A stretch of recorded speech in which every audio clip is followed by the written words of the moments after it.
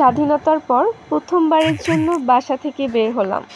আর বের হওয়ার 2 মিনিট পরেই দেখতে পেলাম যে বাইক নিয়ে একটা বড় মিছিল যাচ্ছে। যাই হোক, তারা কোনো স্লোগান দিচ্ছিল না, যার কারণে বুঝতে পারতেছিলাম না যে তারা কোন দলের। আমি জাস্ট এই মিছিল দেখার জন্য এক সাইডে দাঁড়ালাম। বাট মিছিলে যারা যারা যাচ্ছিল কাউকেই দুর্ভাগ্যবশত চিনি না।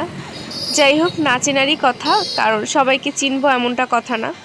কি একটা কারণে হঠাৎ করে হাতে টাকা বের করলাম, আর একটা বিষয় খুবই নজরে আসলো যে সমস্ত দেশব্যাপী শেখ মুজিবের যত স্তম্ভ ছিল সবগুলোই তো ভাঙা হচ্ছে, কিন্তু এই যে টাকার মধ্যে এক একটা কল্লা বসানো, সো এইটাকে কি করবে?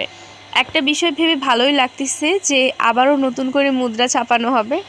যাই হোক, আজকের ভিডিওটা এখানেই শেষ করছি। সবাই ভালো থাকবেন, সুস্থ থাকবেন। আর হ্যাঁ, বাসায় আসার আগে আমি কিছু কফি চকলেট নিয়ে আসছিলাম, কারণ আমার রাতে অনেক ঘুম পায়, আর সেই ঘুম কাটানোর জন্য।